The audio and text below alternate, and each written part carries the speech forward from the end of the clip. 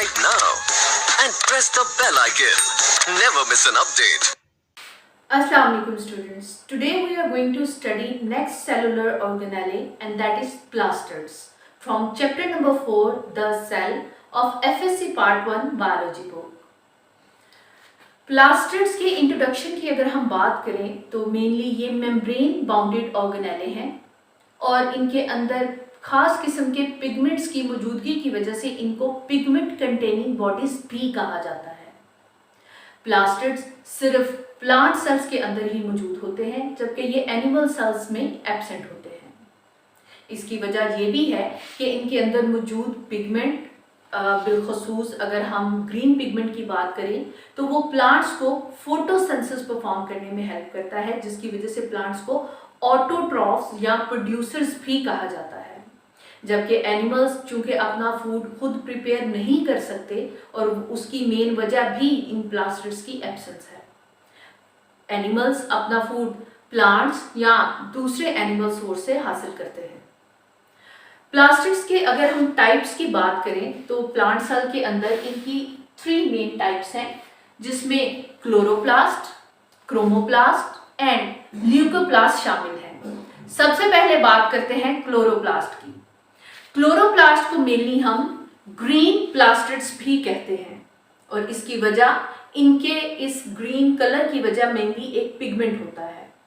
इन green plastids को की एक स्पेसिफिक खसूसियत ये है कि ये सेल्फ रेप्लिकेटिंग ऑर्गेनेले भी हैं। इसके स्ट्रक्चर में अगर हम देखें तो ये ग्रीन कलर जिस खास किस्म के पिगमेंट की वजह से होता है उन्हें हम क्लोरोफिल कहते हैं। क्लोरोफिल बेसिकली एक ऑर्गेनिक कंपाउंड है। क्लोरोफिल के अगर हम स्ट्रक्चर की बात करें तो वो हीमोग्लोबिन के हीम कंटेंट से रिजेंबल करता है। मेन डिफरेंस क्लोरोफिल और हीमोग्लोबिन में अगर देखा जाए तो वो इस सेंट्रल मॉलिक्यूल का ही है। क्लोरोफिल के अंदर ये सेंट्रल मॉलिक्यूल मैग्नीशियम है, इसके बरक्स हीमोग्लोबिन में हम जानते हैं कि सेंट्रल मॉलिक्यूल आयरन है। इनके अगर हम शक्ल शुबाहत या साइज के हवाले से बात करें तो वो मुख्तलिफ होती है और इनका एवरेज डायमीटर 4 से 6 माइक्रोमीटर्स के दरमियान होता है। इसको हम लाइट माइक्रोस्कोप और इलेक्ट्रॉन माइक्रोस्कोप दोनों के अंडर ही विजुअलाइज कर सकते हैं। अगर हम लाइट माइक्रोस्कोप के अंडर बात करें तो ये बतौर एक हेट्रोजीनियस स्ट्रक्चर के अपेयर होता है, जिसके अंदर स्मॉल ग्रेन्यूल्स छोटे छोटे दाने से मौजूद होते हैं जिनको हम ग्रेना कहते हैं और ये ग्रेना इसी के मैट्रिक्स के अंदर एम्बेड हुए होते हैं। इसके बरक्स अगर इलेक्ट्रॉन माइक्रोस्कोप के अंदर इसको विजुअलाइज किया जाए तो इनके अंदर फर्दर 3 कंपोनेंट्स दिखाई देते हैं, जिनमें एनवेलप, स्ट्रोमा एंड थाइलाकोइड शामिल हैं। क्लोरोप्लास्ट के कंपोनेंट्स में सबसे पहले बात करते हैं एनवेलप की। एनवेलप नाम से ही पता चल रहा है कि ये आउटर बॉडी होगी और ये बेसिकली 2 मेम्ब्रेन से मिलकर बना होता है। एनवेलप के बाद नेक्स्ट हमारे पास इंपॉर्टेंट कंपोनेंट है स्ट्रोमा। स्ट्रोमा मेनली एक फ्लूइड है जिसने क्लोरोप्लास्ट का maximum area, maximum portion cover किया होता है और इसी फ्लूइड के अंदर थाइलाकोइड्स मौजूद होते हैं। इस फ्लूइड के मेन कंपोनेंट्स की या इंग्रेडिएंट्स की बात करें तो उनमें प्रोटीन्स, कुछ राइबोसोम्स और इसके साथ साथ एक स्मॉल सर्कुलर डीएनए भी मौजूद होता है। और स्ट्रोमा ही या ये फ्लूइड ही क्लोरोप्लास्ट के अंदर वो मेन साइट है जहां पे कार्बन डाइऑक्साइड को कार्बोहाइड्रेट्स में फिक्स किया जाता है और ये वाला अमल ज़ियाई तलीफ के दौरान पेश आता है, यानी कि during photosynthesis carbon dioxide is being fixed to carbohydrates और ये सारा प्रोसेस स्ट्रोमा के अंदर परफॉर्म होता है। स्ट्रोमा के बाद हम बात करते हैं थाइलाकोइड्स की। थाइलाकोइड्स बेसिकली फ्लैटेंड वेसिकल्स हैं। ये बिल्कुल ऐसे है अगर आप आटे की रोटियां बेल के उनको एक दूसरे के ऊपर रखते चले जाएं तो इस तरह के फ्लैटेंड सैक्स का स्टैक वेसिकल्स का एक दत्था सा बन जाता है या एक पायल जिसे आप कहेंगे वो बन जाता है। ये फ्लैटेंड सैक्स इनकी जो लेयर्स हैं फर्दर वो ग्रेना और इंटरग्रेना बना रही होती हैं और इन्हीं की लेयर्स के ऊपर ही क्लोरोफिल मॉलिक्यूल मौजूद होते हैं। ग्रैनम का अगर हम जिक्र करें तो लगभग 50 या इससे भी ज्यादा थाइलाकोइड मिलके एक ग्रैनम बनाते हैं और इस तरह के कई ग्रैनम एक क्लोरोप्लास्ट के अंदर मौजूद होते हैं।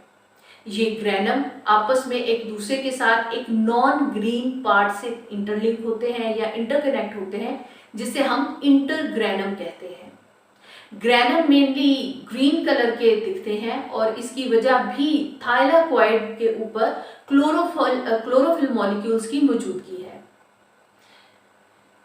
ग्रैनम की अगर हम बात करें तो फोटोसिंथेसिस के दौरान जो सनलाइट या जो लाइट एनर्जी रिक्वायर होती है, जिसने फर्दर ट्रांसफॉर्म होना है केमिकल एनर्जी की फॉर्म में और बॉडी के अंदर डिफरेंट प्रोसेसेस में यूटिलाइज होना है, तो वो सनलाइट यहीं इन्हीं ग्रैनम्स पे ट्रैप होती है और इसकी वजह इसमें मौजूद थाइलाकोइड और उनके ऊपर मौजूद जो क्लोरोफिल मॉलिक्यूल हैं वही है।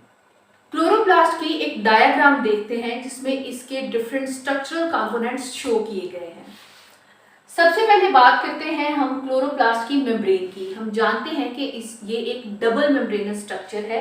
It is bounded by two membranes, एक आउटर मेम्ब्रेन और यहाँ रेड कलर में आपको इनर मेम्ब्रेन दिखाई दे रही है।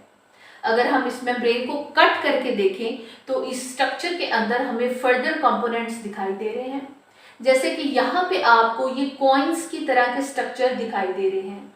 ये कॉइन बेसिकली एक फ्लैटेंड वेसिकल है जिसे हम थैलाकोइड कहते हैं। ये थैलाकोइड आपस में इस तरह से अरेंज होते हैं एक दूसरे के ऊपर कि ये एक पाइल की शक्ल इख्तियार कर लेते हैं और इस पाइल को हम ग्रैनम कहते हैं। यानी कि ये जो पूरा एक सेट है इसको हम ग्रैनम कहेंगे और इस सेट के अंदर जो एक वेसिकल आपको दिखाई दे रहा है वो थैलाकोइड है।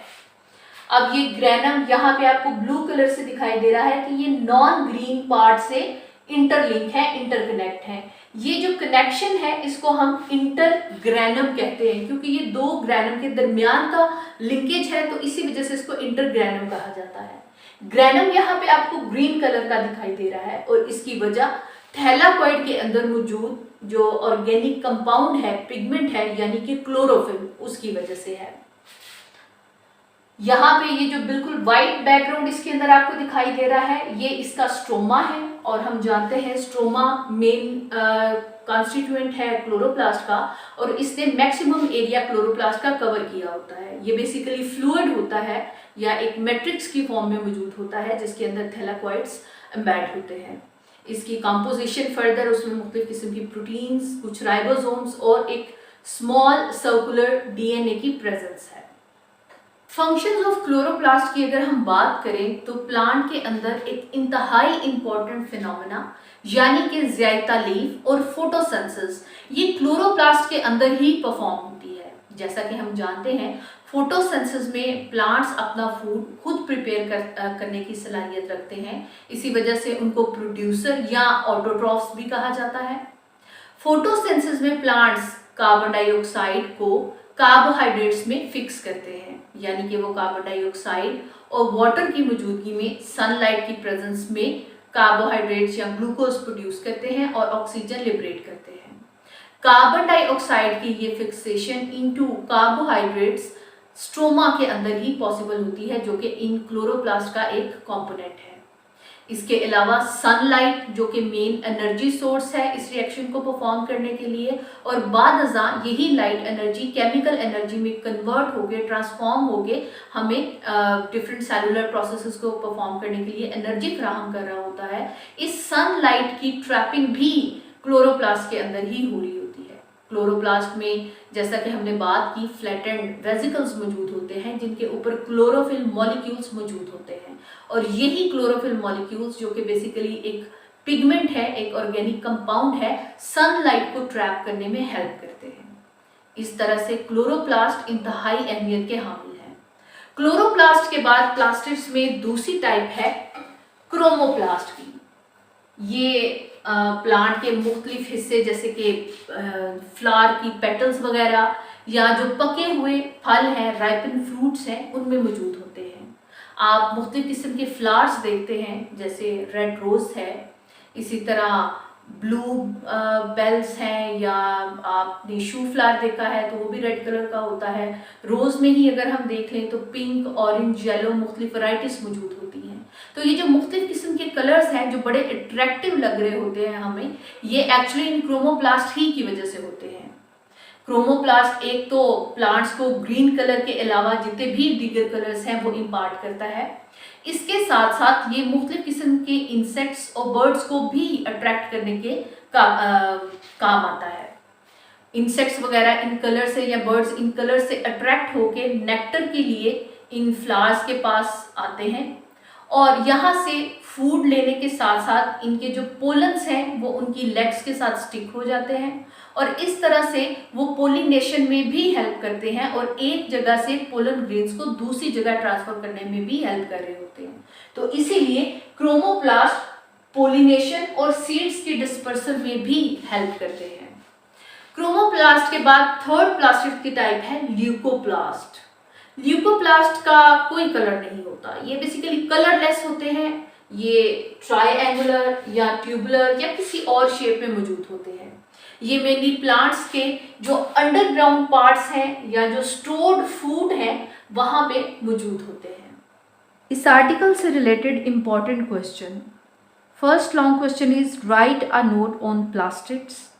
Second long question is what are plastids, explain the structure and function of chloroplast with labeled diagram। ये दोनों ही क्वेश्चन प्रीवियस ईयर्स में मल्टीपल टाइम्स मुख्तलिफ बोर्ड्स में अपेयर हो चुके हैं। इसके अलावा short question differentiate between stroma and grana. Students, हमारा आज का लेक्चर यहीं पे कंप्लीट होता है। आई एम श्योर अब आपको प्लास्टिड्स की जहां ना सिर्फ बहुत अच्छी समझ आ गई होगी बल्कि इसको किस तरह से अटेम्प्ट करना है अलॉन्ग विद हेडिंग्स, सब headings, examples and label diagram, वो भी इस लेक्चर में डिटेल से शामिल था। मिलते हैं जी जल्द ही नेक्स्ट लेक्चर के साथ। तब तक आपने अपना बहुत ख्याल रखना है, हमें दुआओं में याद रखना बिल्कुल नहीं भूलना। चैनल को सब्सक्राइब कीजिए, वीडियो को लाइक कीजिए और साथ लगे बेल के आइकन को जरूर प्रेस कीजिएगा। टेक केयर, अल्लाह हाफिज।